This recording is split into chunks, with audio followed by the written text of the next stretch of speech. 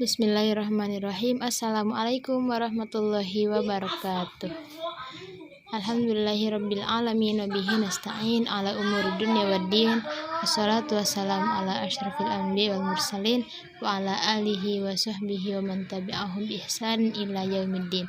Asyhadu an la ilaha illallah wa asyhadu anna Muhammadar Rasulullah la nabiyya ba'dah. Amma ba'du. Puji dan syukur kehadirat Allah Subhanahu wa Ta'ala.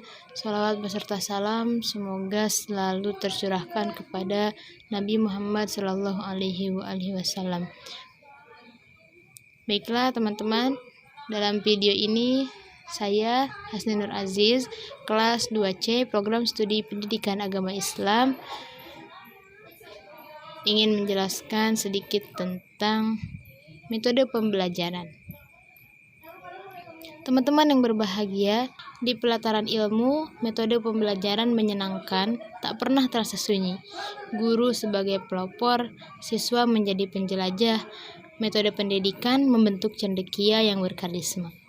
Metode pendidikan adalah strategi atau cara yang digunakan untuk mengajar dan memfasilitasi pelajaran. Berbagai pendekatan telah dikembangkan, mulai dari pendekatan tradisional seperti ceramah, hingga metode aktif seperti pembelajaran berbasis proyek. Setiap metode memiliki kelebihan dan kekurangan, tergantung pada konteks dan tujuan pembelajaran yang diinginkan. Tujuan pendidikan atau pembelajaran di sisi lain berkaitan dengan hasil yang dicapai dari proses pendidikan tersebut. Melalui berbagai metode, tujuan pendidikan dapat beragam, mulai dari pengembangan keterampilan kognitif, afektif, hingga psikomotorik. Dengan menggunakan metode yang tepat, pendidik dapat membantu siswa mencapai tujuan pembelajaran dengan lebih efektif, baik itu untuk meningkatkan pemahaman, keterampilan, sikap, atau nilai-nilai tertentu. Sebagai panduan utama bagi kehidupan, Al-Quran mengajarkan kita tidak hanya tentang iman, tetapi juga tentang ilmu pengetahuan, etika, dan kepemimpinan. Dalam video ini, saya akan menjelaskan sedikit pembahasan tentang metode pendidikan berdasarkan beberapa ayat Al-Quran beserta implementasinya. Pertama, dalam surat Al-Maidah ayat 67 yang berbunyi, Bismillahirrahmanirrahim, Ya ayyuhar rasul, balligh ma unzila ilaika min rabbik, wa in lam taf'al fama ballagta risalatah, wallahu ya'simuka minan nas, innallaha la yahdil qaumal kafirin. Yang artinya, wahai Rasul, sampaikanlah apa yang diturunkan kepadamu dari Tuhanmu, dan jika tidak kamu kerjakan apa yang diperintahkan itu, berarti kamu tidak menyampaikan amanahnya.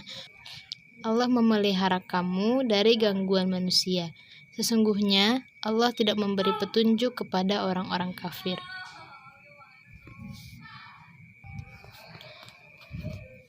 Pada ayat di atas, sebagaimana Allah memerintahkan Rasul untuk menyampaikan amanahnya dengan memperhatikan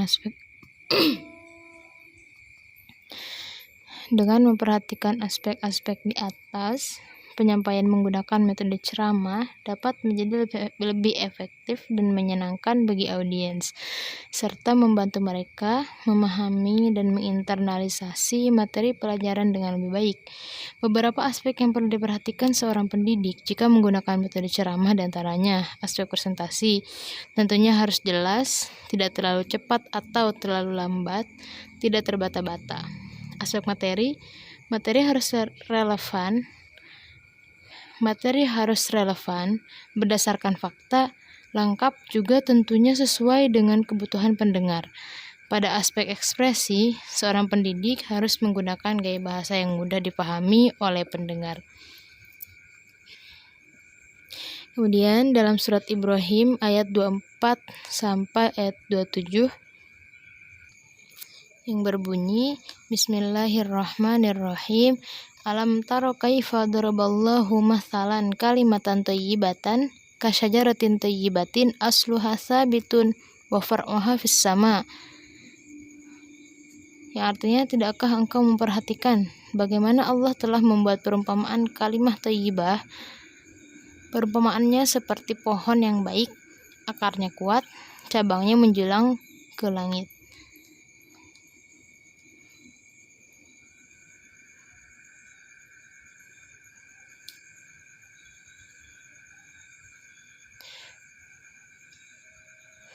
Tu'ti ukulaha kulla hinin bi'izni rabbiha wa yadribullahul amsala linnasi la'allahum yatafakkarun. Yang artinya, dan menghasilkan buahnya pada setiap waktu dengan seizin Tuhannya. Allah membuat perumpamaan untuk manusia agar mereka mengambil pelajaran. Wa mathalu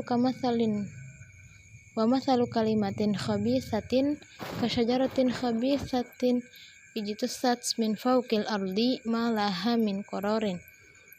Adapun perumpamaan kalimah khabithah atau kalimat buruk seperti pohon yang buruk, akar-akarnya telah dicabut dari permukaan bumi dan tidak dapat tetap atau tegak sedikit pun. Yuthabbitullahu alladhina amanu bilqawli tsabiti fil hayatid dunya wa fil akhirah wa yudillullahu adh-dhalimin wa yaf'alullahu ma yasha. Allah meneguhkan orang-orang yang beriman dengan ucapan yang teguh dalam kehidupan di dunia dan di akhirat. Allah menyesatkan orang-orang yang zalim dan Allah berbuat apa yang Dia kehendaki.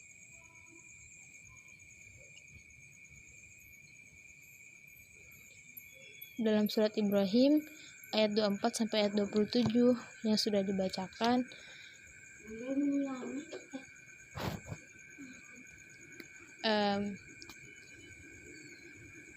mengajarkan kita sebuah metode, yaitu metode cerita.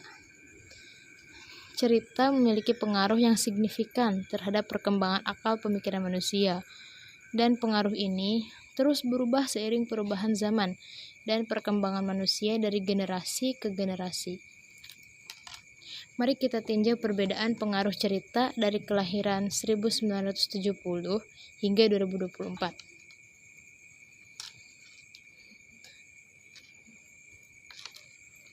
Pada tahun 1970-an hingga 1990-an, televisi dan media cetak seperti majalah dan buku cerita memiliki peran dominan dalam menyampaikan cerita kepada anak-anak dan remaja. Cerita-cerita yang populer pada masa ini cenderung mengandung pesan moral yang jelas dan seringkali menggambarkan konflik antara kebaikan dan kejahatan. Pengaruh cerita-cerita seperti tokoh superhero dari komik dan film aksi membentuk imajinasi dan idealisme generasi ini. Lalu, generasi tahun 1990-an hingga awal 2000-an, munculnya internet membuka akses yang lebih luas terhadap beragam jenis cerita, termasuk blog, forum online, dan situs web interaktif. Cerita-cerita digital mulai mendominasi, memperkenalkan gaya naratif yang lebih dinamis dan seringkali lebih interaktif. Perkembangan media digital mempengaruhi cara cerita disampaikan dengan penekanan pada penggunaan gambar, suara, dan animasi untuk meningkatkan daya tarik. Pada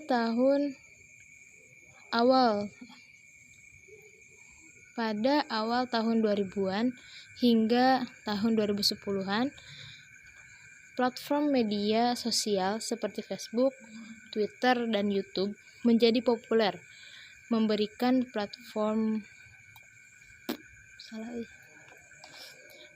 platform baru untuk menyebarkan cerita secara cepat dan luas. Peran influencer dan pembuat konten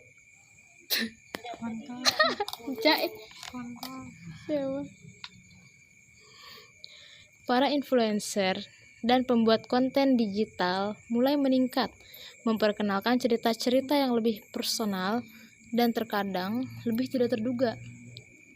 Cerita-cerita yang bersifat sementara seperti cerita-cerita di Instagram dan Snapchat menjadi populer dan mempengaruhi gaya bercerita yang singkat dan langsung. Pada tahun 2010-an hingga tahun 2020-an, berkembangnya teknologi seperti realitas virtual dan realitas augmentasi membawa pengalaman bercerita ke tingkat yang lebih mendalam dan interaktif.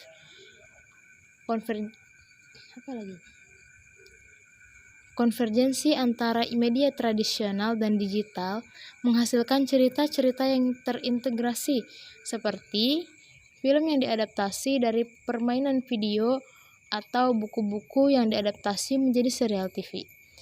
Cerita-cerita yang mengeksplorasi tema-tema futuristik seperti kecerdasan buatan dan eksplorasi luar angkasa menjadi populer seiring dengan kemajuan teknologi dan eksplorasi ilmiah.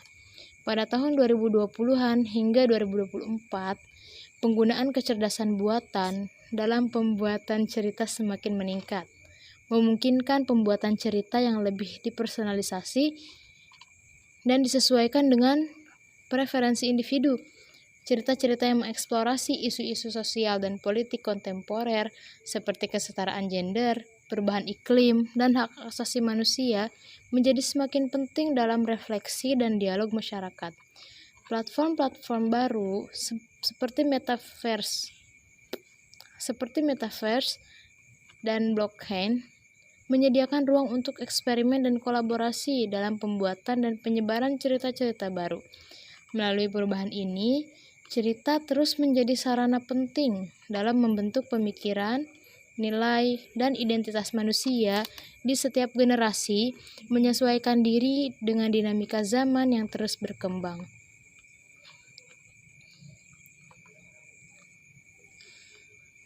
Kemudian, pada surat Al-A'raf ayat 175 sampai ayat 177 yang berbunyi, Bismillahirrahmanirrahim, Watlu alaihim naba'alladzi atainahu ayatina fansalakha minha fa'atsba'ahu syaitanu fakana minal gawin.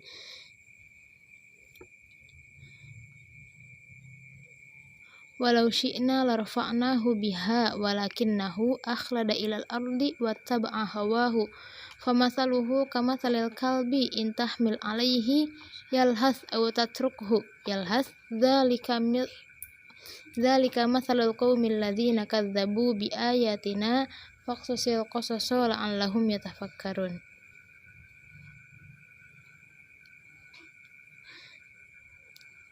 Sa'a mathalal qaumul ladzina kadzdzabu bi ayatina wa anfusahum kanu yadzlimun. Yang artinya, dan bacakanlah kepada mereka berita orang yang telah kami berikan kepadanya ayat-ayat kami atau pengetahuan tentang isi Alkitab atau Al-Quran. Kemudian dia melepaskan diri daripada ayat-ayat itu, lalu dia diikuti oleh setan sampai dia tergoda. Maka jadilah ia termasuk orang-orang yang sesat. Dan kalau kami menghendaki, sesungguhnya kami tinggikan derajatnya dengan ayat-ayat itu, tetapi dia cenderung kepada dunia dan menurutkan hawa nafsu mereka yang rendah.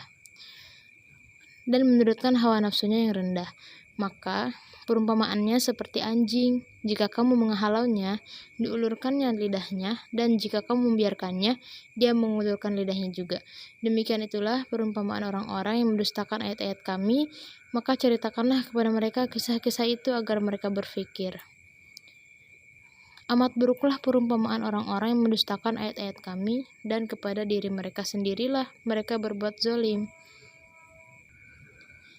Pada ayat tersebut, sebuah metode yang dapat diambil yaitu metode perumpamaan.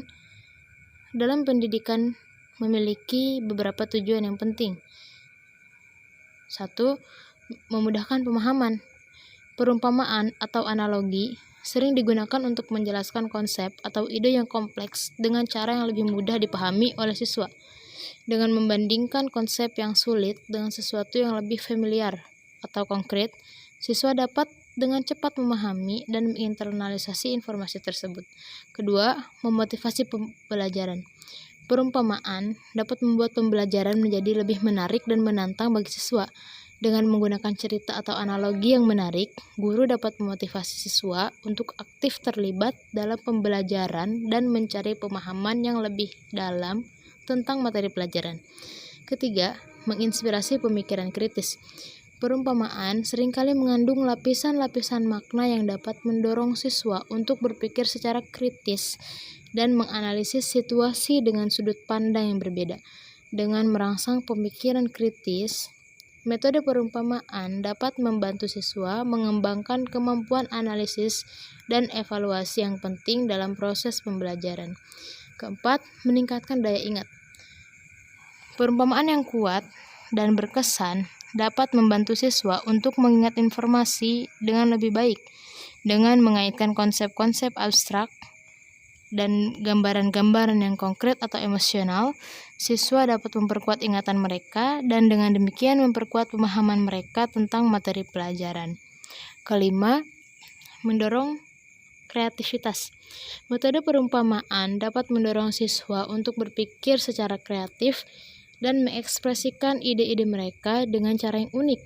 Dengan memberikan kebebasan untuk membuat perumpamaan mereka sendiri atau menerapkan perumpamaan yang ada dalam konteks baru, siswa dapat mengembangkan keterampilan berpikir kreatif dan inovatif. Dengan demikian, metode perumpamaan merupakan alat yang sangat efektif dalam pendidikan karena tidak hanya membantu siswa memahami konsep-konsep yang sulit, tetapi juga memotivasi mereka untuk belajar dengan lebih baik dan mengembangkan keterampilan berpikir yang penting. Kemudian, pada surat An-Nahl ayat 125 sampai 128 yang berbunyi, Bismillahirrahmanirrahim, Ud'u ila sabili rabbika bil hikmati wal mau'izatil hasanati wajadilhum billati hiya ahsan. Inna rabbaka huwa a'lamu biman dhalla an sabilihi wa huwa a'lamu bil muhtadin.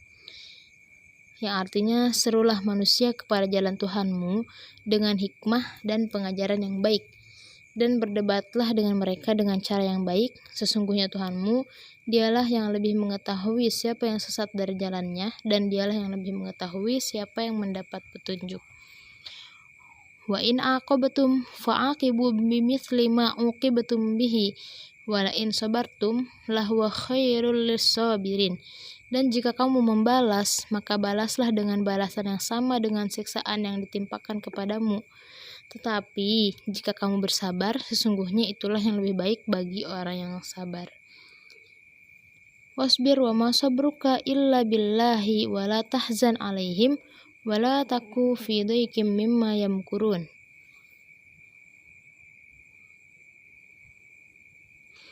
Dan bersabarlah wahai Muhammad, dan kesabaranmu itu semata-mata dengan pertolongan Allah, dan janganlah engkau bersedih hati terhadap kekafiran mereka, dan jangan pula bersempit dada terhadap tipu daya yang mereka rencanakan.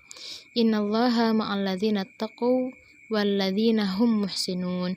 Sungguh Allah beserta orang-orang yang bertakwa dan orang-orang yang berbuat kebaikan. Pada surat An-Nahl ayat 125 sampai 128, sebuah metode yang disampaikan yaitu sebuah metode debat. Implementasi metode debat dalam pendidikan dapat dilakukan dengan langkah-langkah berikut. 1.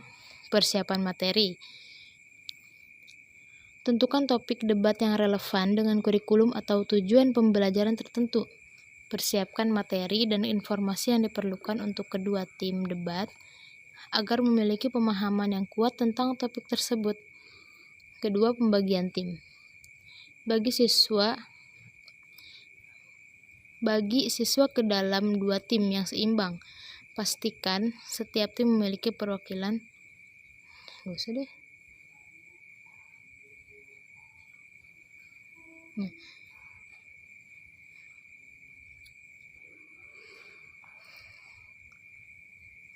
Satu, persiapan materi. Tentunya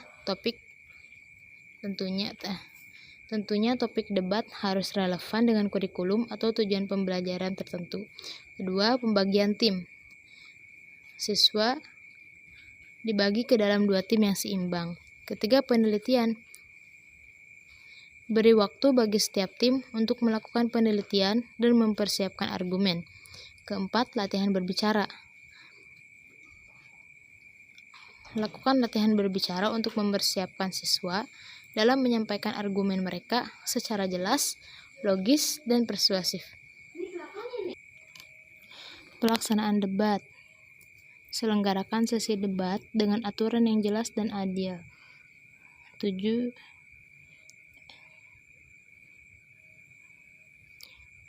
Evaluasi. Evaluasi debat berdasarkan kriteria yang telah ditetapkan sebelumnya, seperti kualitas argumen, kejelasan penyampaian, dan respons terhadap argumen lawan. Kemudian refleksi. Setelah debat selesai, ajak siswa untuk merenungkan pengalaman mereka dalam debat.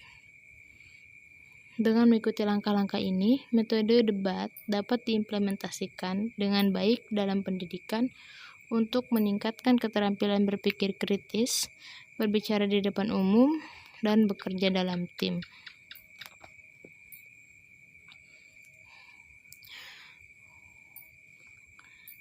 Sekian yang dapat saya jelaskan. Terima kasih. Wassalamualaikum warahmatullahi wabarakatuh. Kembali ya. Sekian yang dapat saya jelaskan. Semoga bermanfaat. Terima kasih. Wassalamualaikum warahmatullahi wabarakatuh.